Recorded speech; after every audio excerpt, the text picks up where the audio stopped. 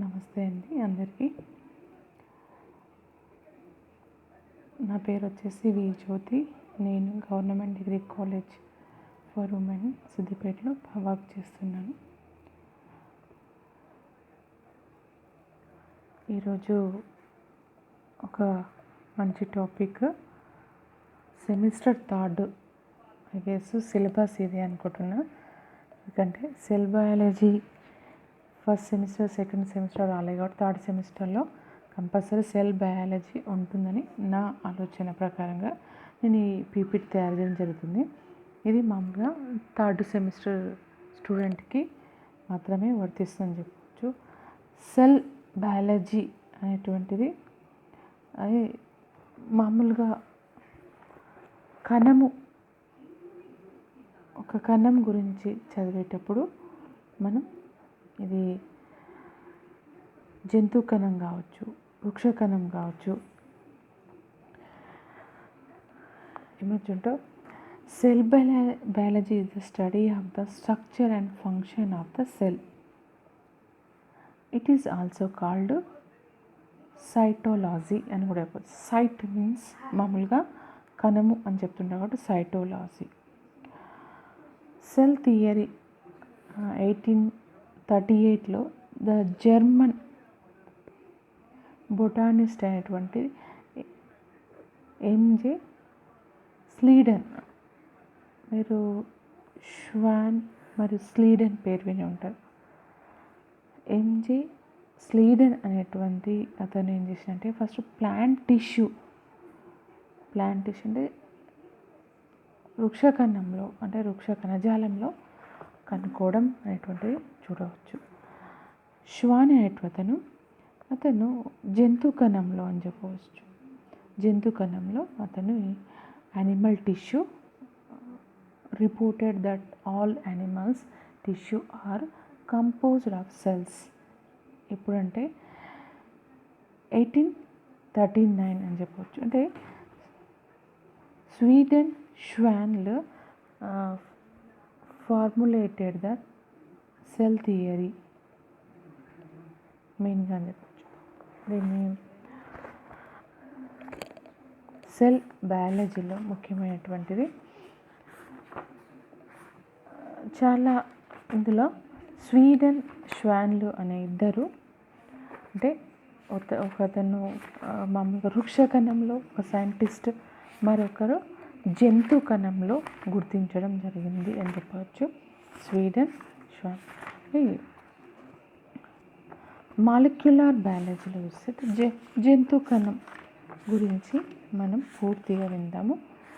First జంతు కణం కంటే ముందు ఒక ప్రోక్యారియోట్, యూక్యారియోట్ అంటే కేంద్రక పూర్వ కణాలు, నిజ కేంద్రక కణాల గురించి నెక్స్ట్ స్లైడ్లో మనం చూద్దాం.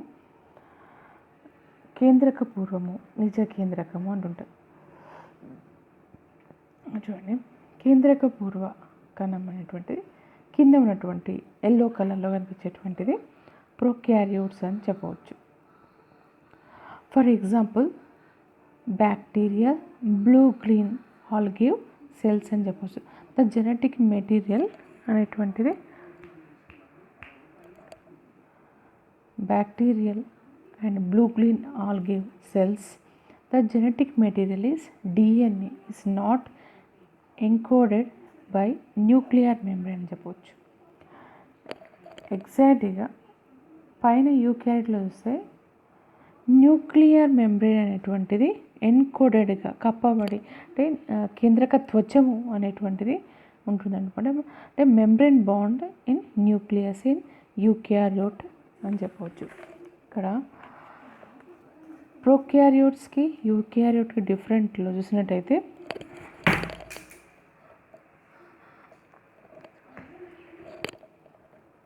ఎగ్జాంపుల్ ప్రోక్యారియోట్లో చెప్పినటువంటి ఇప్పుడాక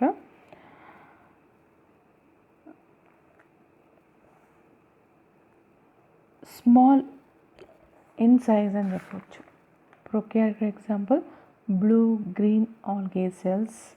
the genetic material is DNA అని చెప్పింది. But plasma membrane is present here. Diagram totally: cytoplasm, ribosomes, nucleotides, plasma membrane, cell wall and pili means sex pili అని చెప్పవచ్చు. నెక్స్ట్ క్యాప్సూల్ అనేటువంటి ఉంది. నెక్స్ట్ ఇక్కడ ఫ్లాజెల్లం గుర్తుపెట్టుకో. ఫ్లాజెల్లం మీన్స్ మూమెంట్కి యూజ్ అవుతుందని చెప్పవచ్చు. ఇక్కడ ప్రొకారియోట్లో డిఎన్ఏ జెనెటిక్ ఉంటుంది, కానీ దీంట్లో మిగతావి nucleoids, chromosome only one content DNA and proteins అని చెప్పి. క్రోమోజోమ్స్ డిఎన్ఏ మరియు ప్రోటీన్లు మాత్రమే ఉంటాయి. ఇక్కడ న్యూక్లియాయిడ్స్ ఉన్నాయి కదా, న్యూక్లియాయిడ్స్ ప్రజెంట్ అని చెప్పవచ్చు. న్యూక్లియోలస్ అని చెప్పవచ్చు, అంటే కేంద్రకాంశం అని చెప్పవచ్చు. Nucleoid is present. Next nucleus is absent. In యూకారియోట్లో చూసినట్టయితే న్యూక్లియోలస్ అంటే కేంద్రకాంశం అనేది ఉంటుంది. ఇక్కడ చూడండి, కేంద్రకాంశం మధ్యలో పింక్ కలర్లో ఉంది కదా, దాన్ని కేంద్రకాంశం అంటుంటారు. ఇక్కడ cell membrane, DNA, lysosome, ribosome, mitochondria, Golgi apparatus, cytoplasm, endoplasmic reticulum, nucleolus ఇవన్నీ. ఇక్కడ న్యూక్లియోలస్ ఉంది, కానీ న్యూక్లియాయిడ్ అనేటువంటిది యూకారియోట్లో లేదు అని చెప్పవచ్చు. ఆబ్సెంట్ ఇన్ న్యూక్లియాయిడ్లో ఏంటిది న్యూక్లియాయిడ్, యూకారియోట్ ఇన్ ఆబ్సెంట్ అని చెప్పవచ్చు. Next chromosome is only content DNA and protein అని చెప్పవచ్చు. ఇక్కడ ప్రోకారియోట్. యూకారియోట్లో చూసినట్టయితే మామూలుగా thread like more than one content DNA and proteins అని చెప్పవచ్చు. ఇక్కడ న్యూక్లియోలస్ అనేటువంటిది న్యూక్లియోలస్ చూడండి,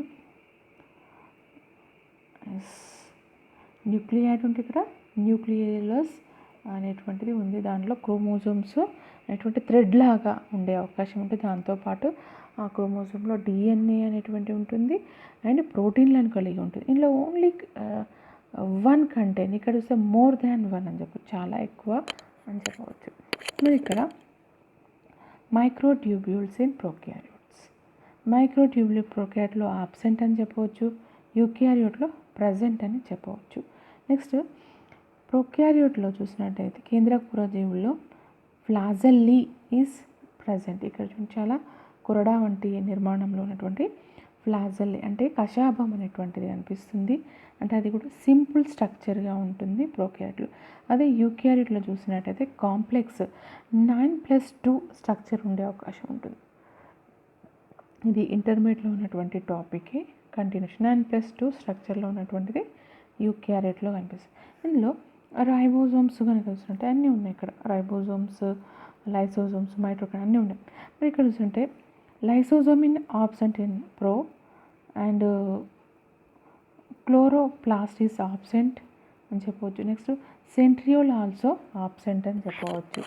ఇక్కడ బట్ యూకారియోట్లో అన్నిటి కూడా ప్రజెంటే ఉంటుంది అని చెప్పవచ్చు. బట్ ప్లాంట్ సెల్లో మాత్రం ఇన్ హయ్యర్ ప్లాంట్ సెల్లో ప్రజెంట్ ఇన్ సెంట్రియోల్స్ అని చెప్పవచ్చు. చాలా అంటే కొన్నిసార్లు సెంట్రియోల్స్ అనేటువంటిది ఆబ్సెంట్ ఇన్ హయ్యర్ ప్లాంట్ అని చెప్పవచ్చు. బాగా అభివృద్ధి చెందిన మొక్కల్లో సెంట్రియోల్స్ అనేవి లేకపోవటం అని చెప్పవచ్చు. మిగతా అన్ని కూడా లైసోజోమ్స్, వ్యాక్యూల్స్, క్లోరోప్లాస్ట్ ఇవన్నీ కూడా ప్లాంట్ సెల్లో ఉండే అవకాశం ఉంది. ప్రజెంట్ ఇన్ యూకారియోట్ అని చెప్పవచ్చు. ఇందులో ప్రొకారియోట్లో చూసినట్టయితే 70S type of ribosomes and యూకారియోట్లో 80S టైప్ ఆఫ్ రైబోసోమ్గా చెప్పవచ్చు. 70S, 80S type of ribosomes. Next endoplasmic reticulum absent in prokaryote. Endoplasmic reticulum is present in eukaryote అని చెప్పచ్చు. Mitochondria present in eukaryote but not present in absent in mitochondria in prokaryote అని చెప్పచ్చు. యూకారియోట్కి example గుర్తుపెట్టుకోండి, protozoa, plants and animals.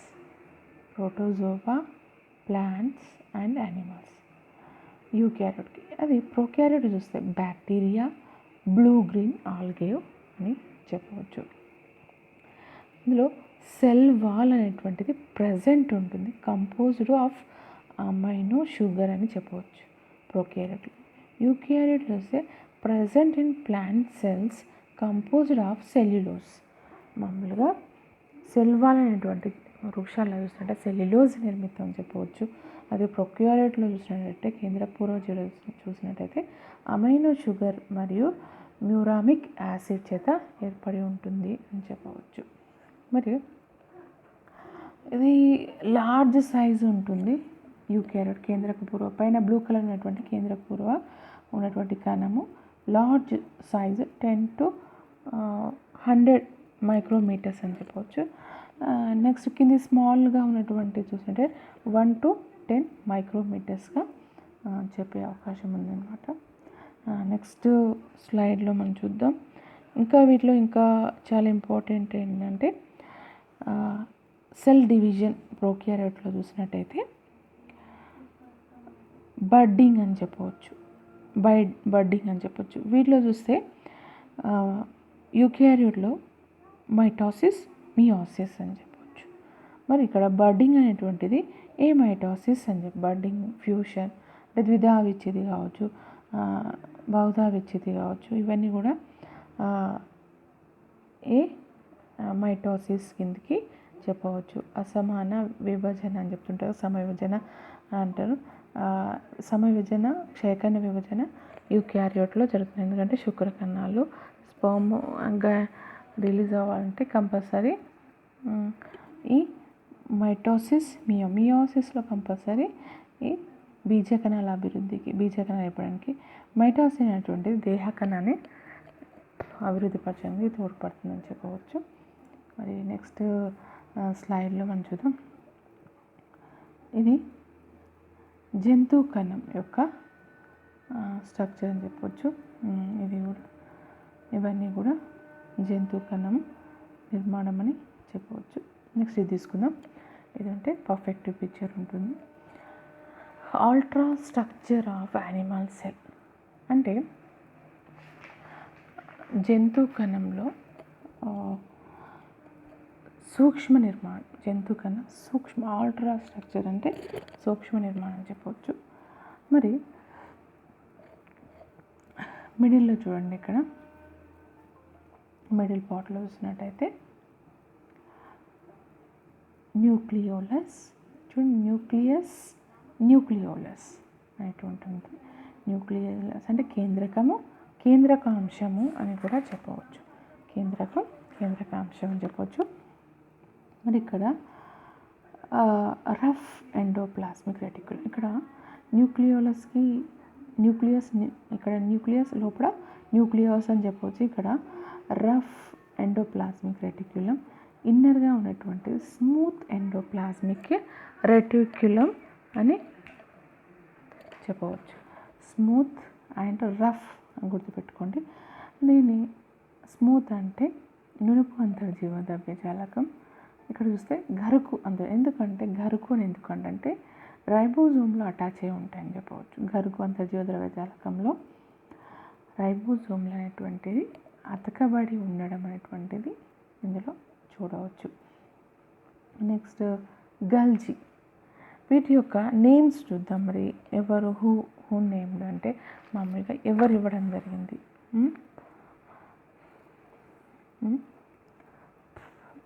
First చూద్దాం ఎవరు దీన్ని నామకరణం చేస్తారు.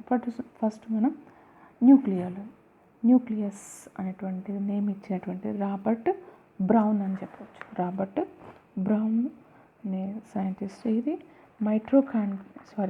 కేంద్రకము అని పేరు ఇవ్వడం జరిగిందని చెప్పవచ్చు. Next rough and smooth plasmic reticulum అనేటువంటిది ఎవరు ఇవ్వడం జరిగింది ఆ పేరు అంటే ఇక్కడ rough and smooth endoplasmic reticulum అనేటువంటిది నేమ్ చూసినట్టయితే ఎండోప్లాస్మిక్ రెటిక్యులం ఇది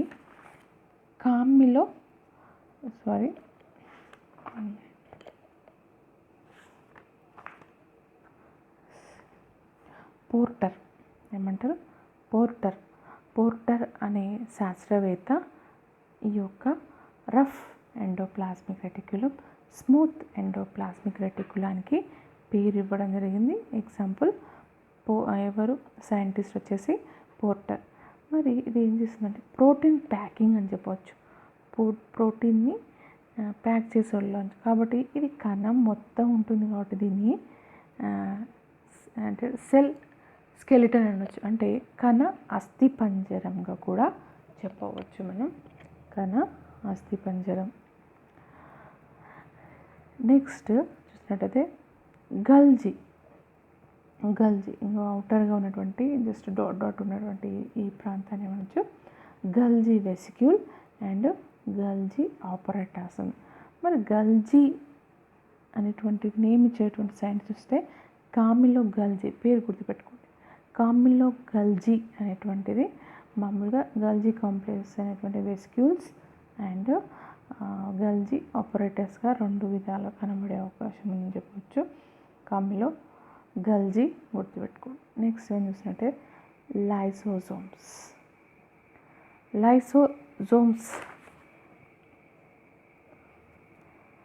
లైసోజోమ్స్ అనేటువంటివి ఇవి చాలా ముఖ్యమైనటువంటి పాత్ర వహిస్తాయని చెప్పాలి. అంటే దీన్ని తనకు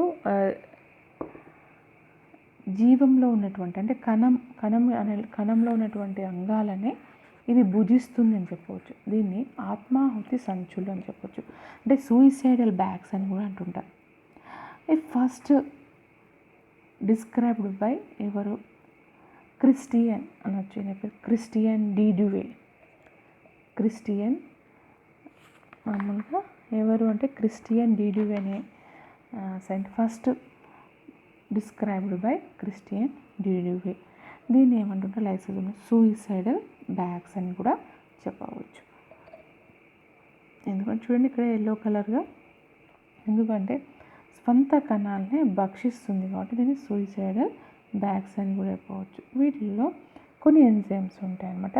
సెల్యులార్ డైజెషన్ జరిపే విధంగా, లేకపోతే ఆటోలైసిస్ అంటే సొంతంగా అవయవాలను చంపుకోవడానికి ఏమంటారు ఆటోలైసిస్, లేకపోతే ఎక్స్ట్రా సెల్యులార్ డైజెషన్గా చెప్పే అవకాశం ఉంటుంది. Extra cellular digestion, intra cellular digestion రెండు కూడా జరుగుతుంది. అంటే బాహ్య జీర్ణక్రియ, కణాంతస్థ జీర్ణక్రియ రెండు కూడా జరిపేది లైసోజోమ్. అంటే extra cellular digestion and intra cellular డైజెషన్కి యూజ్ అవుతుందని చెప్పవచ్చు. నెక్స్ట్ మనం చూసినట్టయితే ఈ మైట్రోకాండ్రియా బన్ లైక్ స్ట్రక్చర్ లాగా అనిపిస్తుంది. ఒక మైట్రోకాండ్రియా ఇంట్రడ్యూస్డ్ బై ఎవరు బెండా. మైట్రోకాండ్రియా బెండా అని గుర్తుపెట్టుకో. దీనికి ఒక మంచి పేరు కూడా ఉంది. దీన్ని పవర్ హౌస్ అని కూడా అంటుంటారు. మైట్రోకాండ్రియాకు another name is power house అంటారు. ఇట్ జనరేట్ ద ఏటీపీ అని చెప్పవచ్చు. అంటే కణానికి శక్తినిస్తుంది అంటే ఏటీపీ. అంటే ఇందులో క్రెబ్స్ సైకిల్, ఎలక్ట్రాన్ సైకిల్ ఇలాంటివి జరగడం వల్ల అని చెప్పవచ్చు. అంటే మైట్రోకాండ్రియాలో క్రిస్టే అనేటువంటి ప్రాంతం ఉంటుంది. నెక్స్ట్ మాత్రిక అనేటువంటిది ఉంటుంది. క్రిస్టే మాత్రికలో కనుక చూసినట్టయితే ఈ ఏటీపీ ఏర్పడే విధంగా క్రెబ్స్ వలేమో ఎలక్ట్రాన్ రవాణా. మీకు గుర్తుపెట్టుకోండి, మైట్రోకాండ్రియాలో క్రెబ్స్ ఎలక్ట్రాన్ రవాణా జరిగితే జీవద్రవ్యంలో గ్లైకాలసిస్ అనేటువంటిది జరుగుతుందని చెప్పవచ్చు. మరి ఇందులో మాత్రిక ఉంటుంది, క్రిస్టే ఉంటుంది. పై దాన్ని మాత్రిక అంటారు. మాత్రికలో చూసినట్టయితే క్రెబ్స్ వలయము అని చెప్పవచ్చు. మరియు ఇన్నర్గా ఉన్నటువంటి క్రిస్టేలో చూస్తే ఎలక్ట్రాన్ రవాణాగా జరుగుతుంది. అంటే పవర్ హౌస్ అంటే ఏటీపీ ఏర్పరుస్తుందని చెప్పవచ్చు. ఇందులో వేళ్ళ వంటి ముడతలను ఇక్కడ మీకు కనబడుతుంది. వేళ్ళ వంటి ముడతలను ఏమంటారు మైట్రోకాండ్రియాగా చెప్పవచ్చు. Bun like structure got introduced by Benda అని చెప్పవచ్చు. నెక్స్ట్ ఇంకొకటి రైబోజోమ్స్. ఇక్కడ చూడండి కింద చిన్న డాట్ లాగా కనిపిస్తుంది, అన్ని డాట్లుగా ribosomes. Ribosome first introduced this organ ఎవరు అంటే పల్లాడే. Very good. ఈయన పల్లాడే ఎలా గుర్తుపట్టారంటే రైబోజోమ్స్ అనేటువంటిది ఒక అంటే మామూలుగా ప్రోటీన్ సింథసిస్కి యూజ్ అవుతుంది కాబట్టి ఇతను first describe this organelle is Palade అని చెప్పవచ్చు. ఫస్ట్ గుర్తించడం జరిగిందని చెప్పవచ్చు.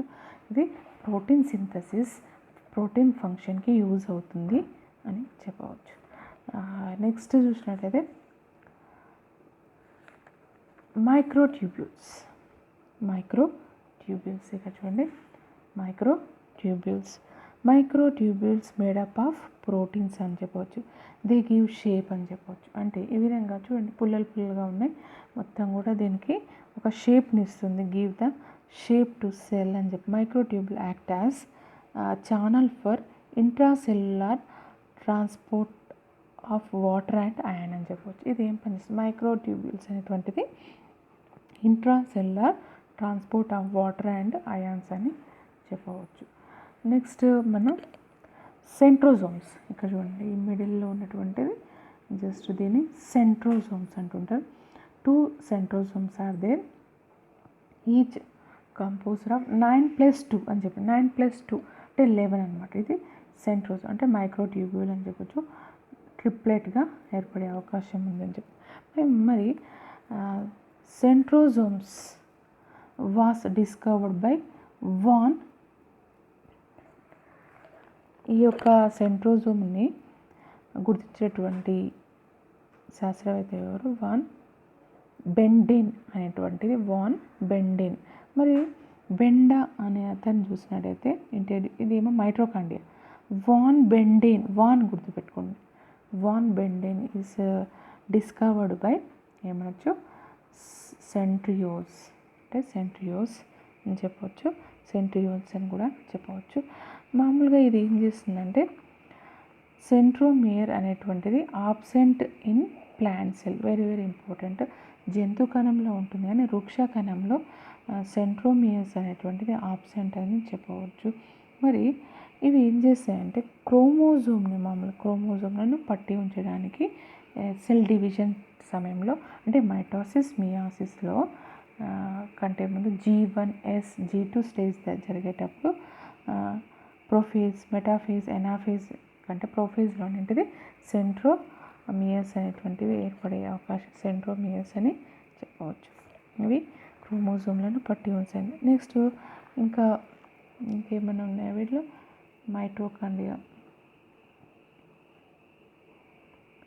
నెక్స్ట్ లాస్ట్ ఇది cell plasma membrane. Very important చెప్పవచ్చు. ప్లాస్మా మెంబ్రేన్ అనేటువంటిది ప్లాస్మా త్వచపు అనేటువంటిది. దీని డేనియల్ డెన్స్ అనేటువంటిది కొంతమంది కనుకోండి లామినార్ సిద్ధాంతం ఇచ్చారు. యూనిట్ మెంబ్రేన్గా ఇవ్వడం జరిగింది కొంతమంది. కానీ ఫ్లూయిడ్ మొజాయిక్ నమూనా ఈజ్ ద ఇప్పుడు ప్రజెంట్ నడుస్తున్నటువంటిది ఫ్లూయిడ్ మొజాయిక్ సిద్ధాంతం అని చెప్పవచ్చు. ప్లాస్మా మెంబ్రేన్ అనేటువంటిది ప్లాస్మా త్వచము. ఈ సింగర్ అండ్ నికోల్సన్ అనేటువంటిది ఫ్లూయిడ్ మొజాయిక్ సిద్ధాంతం ఇవ్వడం జరిగింది. ఇక్కడ plasma membrane is made up of phospholipids and proteins అని చెప్పవచ్చు. నెక్స్ట్ డయాగ్రామ్లో నేను చూపిస్తాను అని చెప్పవచ్చు.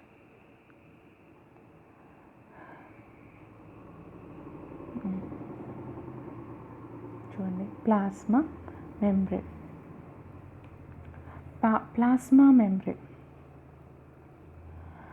ప్లాస్మా మెంబ్రేన్ అటువంటిది membrane is composed of lipids అని చెప్పవచ్చు. ఇప్పుడు చెప్పినా కదా ఫాస్ఫోలిపిడ్స్ అని చెప్పవచ్చు. ఇది singer and Nicholson fluid mosaic సిద్ధాంతం ప్రకారం. ఫ్లూయిడ్ మీన్స్ ఇందులో వాటర్లో ఐస్ వేసినట్టుగా అనిపిస్తుంది. అంటే ఒక వాటర్లో ఐస్. ఇందులో ఐస్ వంటిది ప్రోటీన్స్ అనొచ్చు. ఇంట్లో ఫ్లూయిడ్ వంటిది ఏమనొచ్చు ఫాస్ఫోలిపిడ్స్గా చెప్పవచ్చు. అంటే ఈ విధంగా membrane is composed of lipids like phospholipid and sterols. Proteins అనేటువంటిది కూడా ఉంటుంది. కార్బోహైడ్రేట్ లైక్ ప్రోటీన్స్ గ్లైకోలిపిడ్స్ అని చెప్పవచ్చు. ఇది ఫ్లూయిడ్ మొజాయిక్ సిద్ధాంతము అని చెప్పవచ్చు. ఇది సింగర్ అండ్ నికోల్సన్ 1982లో ఇది డిస్కవర్ చేసినటువంటి సంవత్సరము సింగర్ అండ్ నికోల్సన్ అని చెప్పవచ్చు. ఇది మామూలుగా దీంట్లో ప్లాస్మాతో వచ్చిన చాలా పనులు చేస్తుంది, విధులు చాలా చేస్తుందని చెప్పవచ్చు. ప్లాస్మా మెంబ్రేన్ స్ట్రక్చర్ ఇది కొంత ఫస్ట్ టైం చూసేటైతే లామినార్గా మిసెల్లార్ మోడ్గా చాలా రకాలుగా అంటే ఒక 4 టైప్ యూనిట్ మెంబ్రెయిన్గా వివరణ చేసినటువంటి రాబర్ట్ సన్ అని చెప్పవచ్చు. ఫ్లూయిడ్ సిద్ధాంతం ఫ్లూయిడ్ మొజాయిక్ అనేటువంటిది singer and this model was proposed by singer and Nicholson అని చెప్పవచ్చు. ఫ్లూయిడ్ మొజాయిక్లో మామూలుగా ఒక ఐస్ బర్జ్గా ఉండేటువంటిది అంటే ప్రోటీన్స్ అని చెప్పవచ్చు.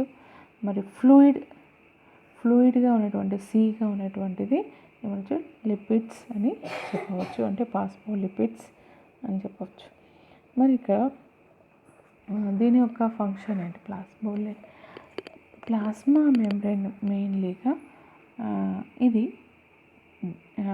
డెఫినెట్గా షేప్ టు ద సెల్ అంటే కణానికి ఆకారాన్ని ఇవ్వడంలో తోడ్పడుతుందని చెప్పవచ్చు. నెక్స్ట్ వన్ చూసినట్లయితే వీటిలో ఇంపార్టెంట్గా పాయింట్ ఏంటంటే ఆకారం అంటే దీన్ని కణ అస్థిపంజరాన్ని ఏర్పరుస్తుందంటే ప్లాస్మా పొర ఆకారాన్ని స్థిరత్వాన్ని ఏర్పరుస్తుంది అని చెప్పవచ్చు. దీనిలో మెయిన్లీగా ఆస్మాసిస్ జరిగే అవకాశం ఉంటుంది, డిఫ్యూజన్ వ్యాపనం జరిగే విధంగా ఉంటుంది, ఏటీపీ రవాణా కూడా జరిగే విధంగా ఉంటుంది. మరి ఇక్కడ వాట్ ఈజ్ ఆస్మాసిస్, వాట్ ఈ డిఫ్యూజన్? ఒక చిన్న ప్రయోగం మీరు ఇంటర్మీడియట్లో వినే ఉంటారు, థిజిల్ గరాటు ప్రయోగం. థిజిల్ గరాటు ప్రయోగం చూసినట్టయితే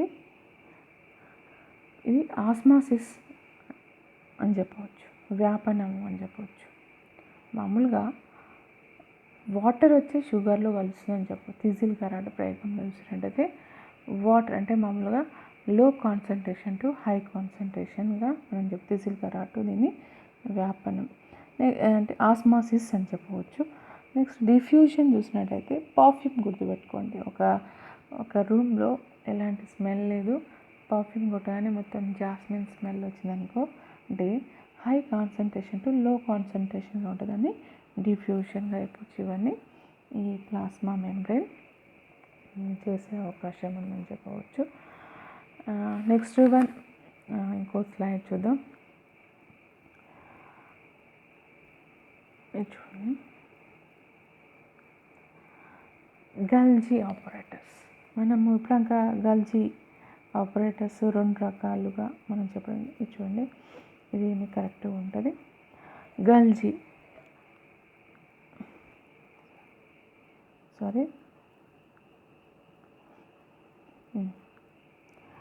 ఇప్పుడు గల్జీ ఆపరేటర్స్ ఇక్కడ చూసాం కదా, ఇది కామిలో గల్జీ నామిక్యులర్ ఇవ్వడం జరిగింది. ఇది గల్జీ సంక్లిష్టము ముఖ్యంగా ఇది స్పర్మ్ చూడండి శుక్రకణం ఏర్పాటులో ముఖ్య పాత్ర వహిస్తుంటే స్పర్మియోజెనసిస్ అని చెప్పవచ్చు. వీటి యొక్క అంటే శుక్రకణాల యొక్క యాక్రోజోమ్ని ఏర్పరిచేటువంటిది గల్జీ కాంప్లెక్స్ అని చెప్పవచ్చు. నెక్స్ట్ వన్ మనం చూసినట్టయితే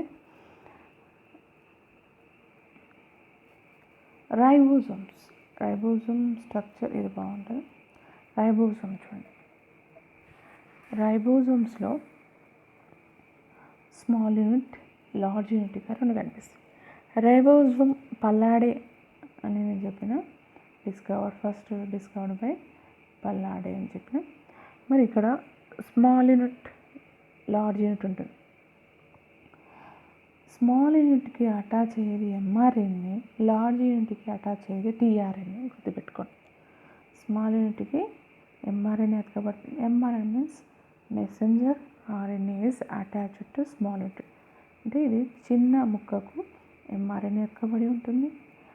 లార్జ్ యూనిట్ అంటే పెద్ద ముక్కకు చూసినట్టయితే టీఆర్ఎన్ఏ అతకబడి ఉంటుంది. ఇది ప్రోటీన్ చేయనటువంటి ప్రోటీన్ గొలుసు అనేటువంటి ఏర్పాటులో ముఖ్య పాత్ర వహిస్తుందని చెప్పవచ్చు రైబోజోమ్స్. రైబోజోమ్లు ముఖ్యంగా దేనిచేత మధ్య ఉంటాయి. రైబోజోమ్లు ఆర్ఎన్ఏ ప్రోటీన్లు రెండు చేత నిర్మించబడి ఉంటుంది అని చెప్పవచ్చు. మరి వీటిని రైబోజోమ్లు ప్రోటీన్ల యంత్రములు అని చెప్పవచ్చు. అంటే ప్రోటీన్ ఇక్కడ బ్లూ కలర్ చైన్ కనిపిస్తుంది కదా, ఇది అంటే న్యూ ప్రోటీన్ సింథసిస్ అంటే కొత్త ప్రోటీన్ గొలుసు ఏర్పడటకు. మరి ఇవి రైబోజోమ్లు ఎందులో ఉండవంటే మామూలుగా క్షీరదాహం అంటే మామూలుగా యూకారియోట్ ప్రొకారియోట్లో ఉన్నట్లోనూ రైబోజోమ్లు ఉంటుంది, కానీ క్షీరదాల ఆర్బీసీలో అంటే రెడ్ బ్లడ్ సెల్స్లో ఉండదు. అది కూడా మమ్మల్ యొక్క రెడ్ బ్లడ్ సెల్స్లో ఈ రైబోజోమ్స్ అనేవి ఉండవు అని చెప్పు. రైబోజోమ్స్ని మామూలుగా ఏ ప్రమాణాలు కొడుస్తాయి అంటే స్వెట్స్ బర్డ్స్ ప్రమాణాల్లో కొడుస్తాయి. ఈ అంటే యూనిట్ విచ్ అంటే స్వెట్స్ బర్డ్స్లో కొనిసే అవకాశం ఉంది అని చెప్పవచ్చు. మరి ఇందులో మనము ప్రొకారియోట్ యూకారియోట్లో చూసుకున్నాం 70S టైప్ ఆఫ్ రైబోజోమ్స్, ఇక్కడ 70S and 80S type of ribosomes అనేటువంటివి మనం ప్రొకారియోట్ యూకారియోట్లో డిఫరెంట్గా ఉండడం జరుగుతుంది. 70S టైప్ ఆఫ్ రైబోజోమ్స్ అంటే వీటి యొక్క సబ్ యూనిట్ వచ్చేసి ఉపప్రమాణం వచ్చేసి 23S RNA. అంటే S మీన్స్ ఏం చెప్పిన స్వెట్స్బర్గ్ 23 స్వెట్స్బర్గ్ RNA అండ్ 5 స్వెట్స్బర్గ్ RNA 16S స్వెట్స్బర్గ్ RNAగా చెప్పవచ్చు. అదే 80Sలో చూసినట్లయితే జస్ట్ ఇక్కడ 23 ఉంటే అక్కడ 28 స్వెట్స్బర్గ్ RNA అండ్ 18 స్వెట్స్బర్గ్ RNA 5 స్వెట్స్బర్గ్ RNAలో మనం చెప్పవచ్చు అన్నమాట. ఈ విధంగా ఇవ్వచ్చు. ఈ స్వెట్స్బర్గ్ ప్రమాణాలు అనేటువంటిది వాటి యొక్క ప్రొకారియోట్లో యూకారియోట్లో వేరువేరుగా కనిపిస్తుంది అని చెప్పవచ్చు. నెక్స్ట్ ఈ యొక్క సెల్ మెంబ్రేన్ చూడండి, ఇక్కడ ఫ్లూయిడ్ మొజాయిక్ మెంబ్రేన్ అని చెప్పాను చూడండి. ఇక్కడ బ్లూ ఉన్నటువంటిది ఇది ఛానల్ ప్రోటీన్ అని చెప్పవచ్చు. ఇప్పుడు ఇది ఒక సముద్రం అనుకోండి, ఇక్కడ జస్ట్ ఈ ఎల్లోగా కనిపించేటువంటి పార్ట్ దీన్ని సముద్రం. వీటిని ఏమంటే సముద్రములో ఉన్నటువంటి బ్లూ కలర్ ఉన్నటువంటి వీటిని ఐస్ లాగా అనిపిస్తున్నాయి కదా, వీటిని ఏమంటే ప్రోటీన్ అటువంటి గ్లోబులార్ ప్రోటీన్ అని చెప్పవచ్చు. గ్లోబులార్ ప్రోటీన్గా చెప్పవచ్చు. మరి వీటిపైన గ్లోబులార్ ప్రోటీన్ పైన గ్లైకోప్రోటీన్ అంటే అటువంటిది గ్లైకోలిపిడ్స్ గ్లోబులార్ ప్రోటీన్కి అప్పరుగా ఏముంటుంది గ్లైకోలిపిడ్స్ అనేవి ఉంటాయి. మరి ఇవన్నీ కూడా మామూలు ఇక్కడ కొలెస్ట్రాల్ ఉంటుంది. దీనికి హెడ్ టెయిల్ అనేది కనిపిస్తుంది. ఇక్కడ చూడండి, పై వైపున హెడ్ కింది వైపు టెయిల్ ఉంటుంది. ఇవి పాస్పోలిపిడ్స్గా చెప్పవచ్చు. ఇవి క్రొవ్వును కలిగి ఉంటాయని చెప్పవచ్చు. దీని ఆధారంగానే ఇవి ఛానల్ ప్రోటీన్స్ లోపలికి అణువులను రవాణా చేయటంలో పాత్ర వహిస్తుందని చెప్పవచ్చు. నెక్స్ట్ ఇది సెంట్రల్ డాగ్మా మీరు పేరు వినే ఉంటారు. వాట్ ఈజ్ సెంట్రల్ డాగ్మా అంటే చాలాసార్లు క్వశ్చన్ కూడా సెంట్రల్ డాగ్మా అంటే ఆర్ఎన్ఏ అనేటువంటిది సెంట్రల్ డాగ్మాలో ఆర్ఎన్ఏ ప్రోటీన్గా మారాలి. అంతకంటే ముందు డిఎన్ఏ మామూలుగా న్యూక్లియస్లో డిఎన్ఏ అటువంటిది ఏమవుతుందంటే ఆర్ఎన్ఏగా మారడాన్ని దాని ట్రాన్స్క్రిప్షన్ అంటారు, అనులేఖనం అంటారు. ఈ ఆర్ఎన్ఏ అనేటువంటిది ప్రోటీన్గా మారాలంటే ట్రాన్స్లేషన్ అంటారు. మరి ట్రాన్స్లేషన్కి ముఖ్యంగా ఎంఆర్ఎన్ఏ టైప్స్ 3 ఉంటాయి. ఎంఆర్ఎన్ఏ, టిఆర్ఎన్ఏ, ఆర్ఆర్ఎన్ఏ అనేటువంటిది ఈ ట్రాన్స్లేషన్లో మెయిన్గా పార్టిసిపేషన్ అయితేనే న్యూ ప్రోటీన్ అనేటువంటిది ఏర్పడే అవుతుంది. దీన్ని సెంట్రల్ డాగ్మా అని కూడా చెప్పవచ్చు.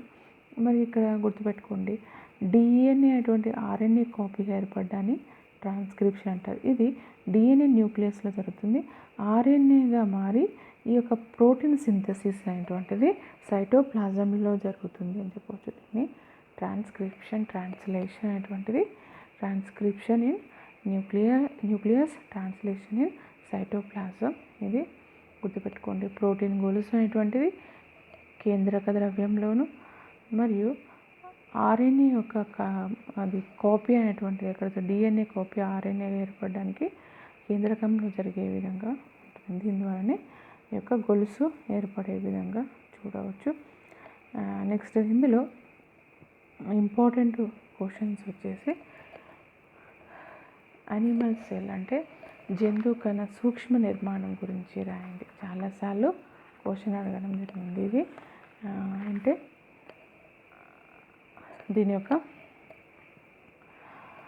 Ultra structure of animal cell అంటే ఆల్ట్రా స్ట్రక్చర్ అంటే ఈ యొక్క జంతువు యొక్క సూక్ష్మ నిర్మాణం గురించి రాయండి అంటే దీని గురించి రాస్తే సరిపోతుంది. నెక్స్ట్ వన్ చూసినట్టయితే జంతు కణ సూక్ష్మ నిర్మాణంతో పాటు ప్లాస్మా మెంబ్రేన్ గురించి రాయండి.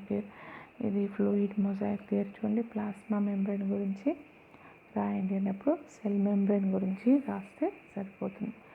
నెక్స్ట్ మళ్ళీ షార్ట్ క్వశ్చన్లో వచ్చినట్టయితే మీకు రైబోజోమ్స్ బాగా అడుగుతారు. లైజోజోమ్స్ అండ్ లైసోజోమ్స్ రెండు కూడా ఇంపార్టెంట్గా చెప్పవచ్చు. ఓకే, మనం నెక్స్ట్ క్లాస్లో కలుస్తాం. Thank you.